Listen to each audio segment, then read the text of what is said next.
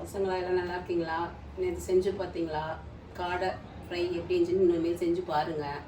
இப்போ வந்து தக்காளி சாதம் செய்ய போகிறேன்.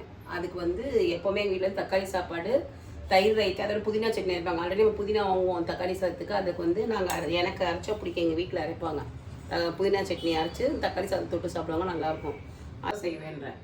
மோளை வந்து தக்காளி சாதத்துக்கு முன்னாடி புதினா சட்னி அரைச்சிடுவேன் நான். ஏன்னா இஞ்சி பூண்டெல்லாம் மிக்சியில் அரைக்கணுங்கிறதுக்காக முன்னாடி அரைப்பேன். ஒவ்வொருத்தரும் புதினா சட்னி ஒவ்வொரு மாதிரி அரைப்பாங்க, சரியா? நான் வந்து தேங்காய், அரை தக்காளி, பச்சை மிளகா 2, புதினா வரமிளகா 2, இந்த இவ்வளோண்டு வெங்காயம், 2 பீஸ் இஞ்சி, இது வந்து புதினாவும் கொத்தமல்லியும் சேர்ந்து ஒரு கைப்பிடி. சட்னி கம்மியாக இது வந்து காம்பினேஷன் நல்லா இருக்கும் தக்காளி சாப்பாடு. புதினாவும் கொத்தமல்லியும் சேர்ந்து, ஏன்னா நம்ம வந்து தக்காளி சாதத்துக்கு புதினா கொத்தமல்லி 2 போகிறனால இதை அதோட சேர்த்துவோம் நாங்கள். அதனால் ஒரு கை 1 இன்ச்சு புளி, ஒரு கொட்டை புளி. இது வந்து டேஸ்ட்டாக இருக்கும் சாப்பிட்டா. இப்போ வந்து நம்ம வந்து இதெல்லாம் அரைக்க போதில்லை, இது 3 பச்சையாக அரைப்போம். வரமிளகா, புளி, தேங்காய், இது வந்து பச்சையாக அரைப்போம். இது 3ஐயும் வணக்க போகிறோம், சரியா? எண்ணெய் ஊற்றிட்டேன். உளுந்தம்பருப்பு 1 ஸ்பூனு, கடலைப்பருப்பு கொஞ்சோண்டு. நான் எப்போவுமே எல்லாத்துக்கும் கடலைப்பருப்பு சேர்த்துவேன். கொஞ்சம் பெருங்காயத்தூள். இது ஆக்சுவலாக சட்னி வந்து ஃப்ரெஷ்ஷாக அரைச்சிட்டு உடனே வந்து அரைச்சேன்னா ஒரு மாதிரி கருப்பாயிடும் வடை சட்டியில் அந்த புதினாத்தில். அதுக்காண்டி இதை என்ன பண்ணுவேன்னா மிக்சியில் இதை அரைச்சி வச்சுருவேன் ரெடியாக. தள்ளிக்கோ பாருங்க, பச்சை மிளகா, தேங்காய் இதெல்லாம் போட்டு நான் ரெடியாக அரைச்சி வச்சுருவேன்.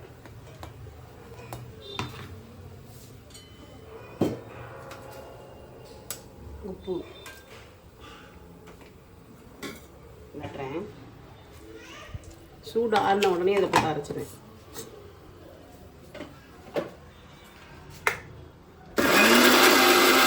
அரைச்சி ரெடியாக வச்சுருப்பேன். தேங்காய், புளி, உப்பு, பச்சை மிளகா, வரமிளகா. இப்போ வந்து இது நல்லா சேர்ந்துருச்சு.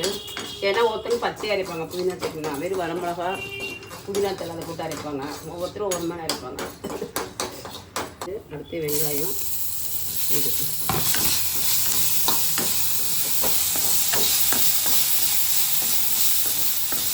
புதினாத்தலை வந்து நல்லா வணக்க மாட்டேன், ஒரே ஒரு திருப்பி இறக்கிடுவேன். அடுத்து இதெல்லாம் முதல்ல முன்னாடி போடுறேன்.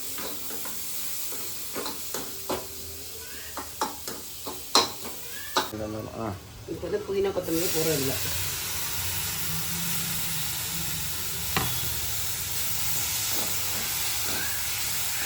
அடுப்பு ஆஃப் பண்ணிட்டேன். ஒரு சூட்லேயே வந்து திருப்பி அவ்வளோதான். ஆமாம், ரொம்ப வணக்கக்கூடாது. வணக்கினா அதப்போ சத்து போயிடும். ஒரு சில பச்சையாக அரைப்பேன், ஒரு சில வணக்கி அரைப்பேன். இதுக்கு வணக்கி அரைச்சா நல்லாயிருக்கும். புதினா வாசம் வருதா? வருது.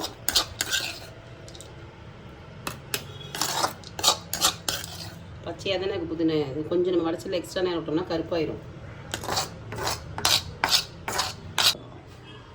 இப்போ புதினா சட்னி ரெடி ஆயிடுச்சு. இது வந்து கரன்னு தான் அரைக்கணும். பார்த்தியா, கரன்னு அரைக்கணுமா? ஓகே. சட்னி அரைச்சி வச்சுட்டேன். அடுத்தது 1 டன் அரிசி ஊற வச்சுட்டேன். 1/2 மணி நேரத்துக்கு முன்னாடி ஊற வச்சுட்டேன். ஊறினா தான் நல்லா இருக்கும். புழுங்கல் அரிசி நாங்கள் சமைப்போம். அதுக்கு 1 டன் ஊற வச்சதுக்கு 6 தக்காளி, 1 பெரிய வெங்காயம், 2 பச்சை மிளகா, 1 கை புதினா, சரியா? இஞ்சி பூண்டு இது வேணுங்கிறது தான் போடுங்க, எல்லாத்தையும் போட மாட்டேன், வேணுங்கிறது போட்டுருவேன். அரைச்சி வச்சுருவேன். நேற்று மட்டன் செஞ்சதுக்கு அரைச்சது மீதி, அதில் அப்படியே போட்டுட்டு மீதி எடுத்து வச்சுருவேன். இதில் வந்து மீன் மேக்கர் போடுவேன் நான் தக்காளி சாப்பாடில். ஏன்னா பிள்ளைங்களுக்கு பிடிக்கும், மீன் மேக்கர் போடுவேன் நான்.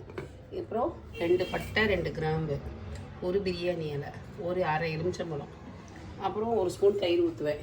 ஏன்னா பிரசித்தியா வந்து ஏலக்காய் வச்சா சாப்பிட மாட்டாங்க, ஏலக்காய் வைக்க மாட்டேன். இப்போ போயிடலாமா? குக்கரில் தான் வைப்பேன். ஒரு சவுண்டு குக்கர் வச்சாச்சு. 1 ஸ்பூன் நெய் ஊற்றிருக்கேன். 2 ஸ்பூன் ஊற்றுங்க, அப்போ தான் நல்லாயிருக்கும். இல்லை, கடைசியாக 1 ஸ்பூன் ஊற்றுவேன். 1 ஸ்பூன் எனக்காக ஊற்றுங்க. அப்போல்லாம் ஊற்ற மாட்டேன், கடைசியாக ஊற்றுவேன். சொல்லுங்க. வந்து ரீஃபண்ட் ஆயில் வந்து ஊற்றிருக்கேன். 3 ஸ்பூன். இது 3 ஸ்பூன் 4 ஸ்பூன். எங்கள் வீட்டில் எப்பவுமே எண்ணெய் நிறையா தான் செலவு பண்ணுவாங்க. இதில் ஒரு விஷயம் நான் என்ன பண்ணுவேன்னா, தக்காளி சாதத்துக்கு மட்டும் ஆச்சி பிரியாணி மசாலா வாங்கி போடுவேன். 1 ஸ்பூன் போடுவேன், கொஞ்சோண்டு போடுவேன். அந்த வாசம் வந்ததுக்காக கொஞ்சோண்டு போடுவேன். அதனால தான் பேப்பரில் சுற்றி வச்சுருக்கேன். இதுக்கு மட்டும் யூஸ் பண்ணுவேன். பட்டை போட்டாச்சு, பொரியுது, ஏலக்காய், பிரியாணி இலை, உப்புல சேர்த்த மாட்டோம். மிளகாத்தூள் போடுவேன். ப்ளஸ் நான் வந்து மஞ்சள் தூள் பிடிச்சா மஞ்சள் தூள் போடுவேன். ப்ளஸ் இதே மஞ்சள் தூள் பிடிக்கிறனால சிகப்பு கலராக ஒரு தக்காளி அதனால சிகப்பாக தான் வாங்குவேன். நல்லா வணக்கியாச்சு.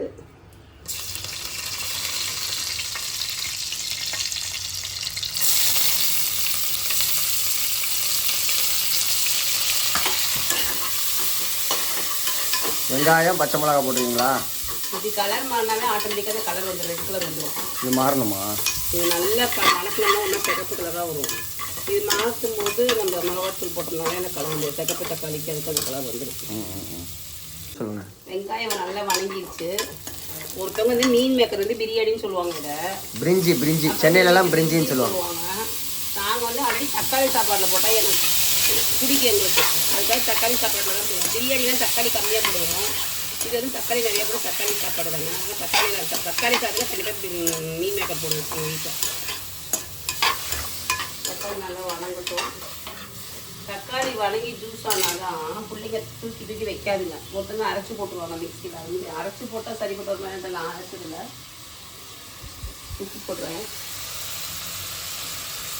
நாங்கள் வந்து மம்மி வந்து சொன்ன மாதிரி அளவெல்லாம் சொல்கிறதில்ல, எப்படி செய்யணுன்றதான் சொல்கிறாங்க. ஏன்னா எனக்கு தெரியாது இன்னும் அது பழக்கமாகணும். இப்போ எங்கள் வீட்டில் செய்கிறோம்னா அதை தான் உங்களுக்கு காட்டுறேன். நான் இவ்வளோ அளவுக்குலாம் சொல்ல தெரியல. இப்போ வந்து எனக்கு 2 டம்ளருக்கு இத்தனை தக்காளி எனக்கு தெரியும் அளவு. அது சைஸ் பார்த்து கடங்காலமே மீன் மேக்கப் போட்டுருவேன்.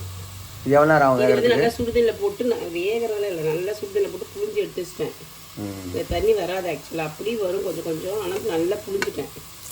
சுடுதண்ணி லைட்டாக ஒரு 5 நிமிஷம் ஊற வச்சு புளிஞ்சிட்டேன். இப்போ வந்து புதினா தலை போட போகிறேன். ஆனால் எல்லாத்தையும் புளிஞ்சு தான் போடுவேன். ஆக்சுவலாக நான் கழுவி வச்சாலும் இப்படி புளிஞ்சிடுவேன். ஏன்னா அதில் தண்ணி வரும் பாருங்க. தண்ணி அப்பயும் வரும். நம்ம புளிஞ்சு வச்சாலும் வரும் தண்ணி கழுவுனோம்னா. இப்போ இஞ்சி பூண்டு பேஸ்ட்டு போடுறேன். இப்போ இதுக்கு வந்து எனக்கு 1 ஸ்பூன் போட்டால் போகும். இது எப்படி அந்த வாரம் ஃபுல்லாக யூஸ் பண்ணுவாங்க. இப்போ இஞ்சி பூண்டு அந்த வாரம் ஃபுல்லாக ஏதோ ஒரு காய்கறிக்கு யூஸ் பண்ணுவேன். நல்லா வணக்கியாச்சு. எதுவுமே எங்கள் வீட்டில் வந்து எங்களோட பேச்செல்லாம் தனியாக தெரியும்னா சுட சாப்பிடுவோம். சூடாக சாப்பிட்டா எங்களுக்கு பிடிக்கும். அப்படியே கொதிக்க தட்டில் சாப்பாடு ஆவி பறக்கணும் சாப்பிட்ணும். இட்லி ஆவி பறக்கணும் சாப்பிட்ணும். அப்படி தான் எங்களுக்கு பிடிக்கும். இட்லி ஆக்சுவலாக துணியில் தான் சுடுவோம். துணி ஊற்றி இட்லி போட்டு தான் சுடுவோம். அந்த சூடாக இட்லி ஒரு ஆள் இப்போ 2 பேர் உட்காந்துட்டாங்கன்னா 2 பேர் சாப்பிட்டு தான் அடுத்த ஆளுக்கு வரும். அவ்வளோதான். நல்லா வணங்கிடுச்சா? இப்போ தக்காளி எங்கே இருக்குன்னு தெரியல. மிளகாத்தூள் எங்கள் வீட்டில் அரைச்ச மிளகாத்தூள் இது. ஃபஸ்ட்டே வேறு காரம் சாப்பிட மாட்டேங்கிறாங்க. உசுங்கிறா. இதோட மஞ்சத்தூள் போடுவேன். மஞ்சத்தூள் கொஞ்சம்.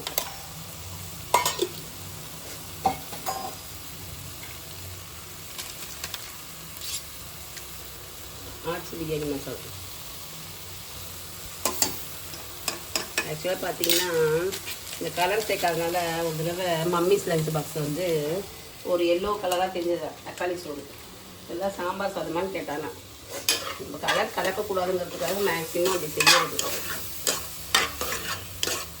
நல்லா வணங்கிடுச்சு.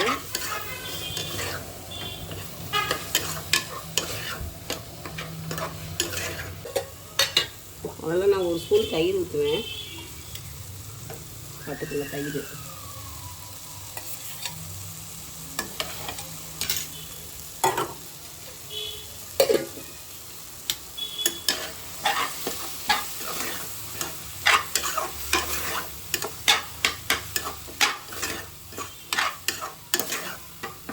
தண்ணி ஊற்றலாம். தண்ணி இப்போ 1.5 கப்பு அரிசி போட்டுருவேன். எங்கள் வீட்டில் 1.5 கப்புக்கு இதில் வந்து 3 டம்ளர் தண்ணி ஊற்றுவேன். 3 கப்பு தண்ணி ஊற்றுவேன். 1 2 3 கப்பு ஊற்றிட்டு கொஞ்சம் லைட்டாக எலுமிச்சம்பழம் கொஞ்சம் புளிஞ்சிடும். ஏன்னா இப்போ வர தக்காளியில் ஒரு சமயம் வந்து புளிப்பு இருக்க மாட்டேங்குது. அதுக்காக லைட்டாக நம்ம நைட் வரையும் இந்த புளி சாப்பாடு கொஞ்சம் லெமன் புளிஞ்சிட்டோம். நைட் வரையும் நல்லாயிருக்கும் சாப்பாடு. சும்மா கொஞ்சம் வர தக்காளியில் சரியாக புளிப்பு இருக்க மாட்டேங்குது.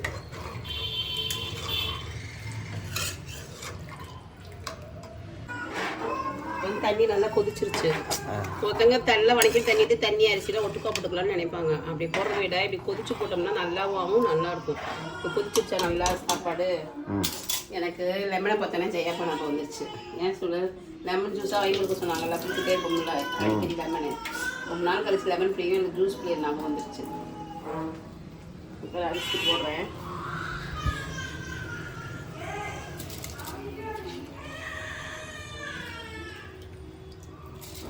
தண்ணி வந்து அப்படியே அரிசி முதல்ல கொட்டக்கூடாது. அதெல்லாம் சின்ன சின்ன டிப்ஸ் தான். அப்படியே நம்ம கழுவி விட்டோங்கிற பேரில் அப்படியே கொட்டக்கூடாது. அதிலே தண்ணி ஆல்ரெடி இருக்கும். இப்போ எவ்வளோ தண்ணி பாரு அரிசி, நம்ம தண்ணி இருத்துட்டாலுமே வருது பாரு.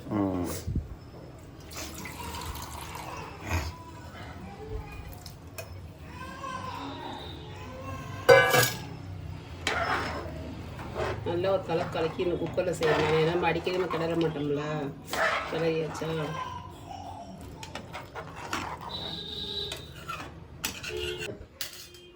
நல்லா கலக்கிவிட்டோம்.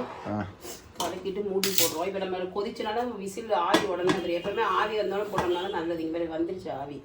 ஆனால் ஆவி வந்து போட்டு ஒரு விசில் விட்டோன்னா ஆஃப் பண்ணிடுவேன்.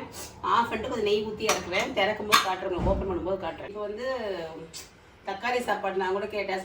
சாதிட்டே தக்காளி சாப்பாடெலாம் செய்ய தெரியாமல் இருக்காது, எல்லாத்துக்கும் செய்யும் அப்படின்னு சொன்னேன். அது சாதி சொன்னால் ஒரு சப்ஸ்கிரைபர் கேட்டிருந்தாங்க மம்மி, ஒரு சிஸ்டர் கேட்டிருந்தாங்க. தக்காளி ஒவ்வொருத்தரும் ஒரு மாதிரி செய்வாங்க. ஆக்சுவலாக அது உண்மை தான். ஒருத்தங்க மணிக்கு செய்வாங்க, ஒருத்தங்க அரைச்சி செய்வாங்க, ஒவ்வொருத்தர் மெத்தட் ஒரு மாதிரி இருக்கும். நம்ம மெத்தட் இது. ஒருத்தங்க கேட்டிருந்தாங்க, அதுக்காக செஞ்சு காட்டியிருக்கேன். இது அடுத்து பால் கொழுக்கட்டை ரெசிபி ஒருத்தவங்க சொல்லியிருந்தாங்க. அது நாளைக்கு செய்கிறேன் பால் கொழுக்கட்டை. ஒரு விசில் வச்சுட்டு ஆஃப் பண்ணி போயிருந்தேன். 10 நிமிஷம் கழிச்சு அப்போ லைட்டாக இப்படி ஆய் வரும்போது திரும்பலாம் சோறு களியாட்டாயிடும். திறந்து நீர் சாமி வரேன், திறந்தாச்சு பார்த்துக்கோ. இருடி வரேன். நல்லா உதிரி உதிரியாக ரெடியாக இருக்கு. நெய் ஊற்றலையா? மீன் நெய் ஊற்றி பரட்டி ஒரு 5 நிமிஷம் மூடி வச்சுட்டு சாப்பிட வேண்டியதான். ஓகே, அதுக்குள்ளே குளிச்சுட்டு வந்துட்டு சாப்பிட வேண்டியதான். தெரியுதா? நீ குளிச்சுட்டு இரு சாமி. புடுங்கிட்டே இருக்கா மம்மியை தூக்க சொல்லி. ரொம்ப ஹாய் காட்டு மம்மிஸ் லஞ்ச் பாக்ஸ். இங்கே சரசு ஒரு ஸ்பூன் நெய் ஊற்றுற மறுபடியும்.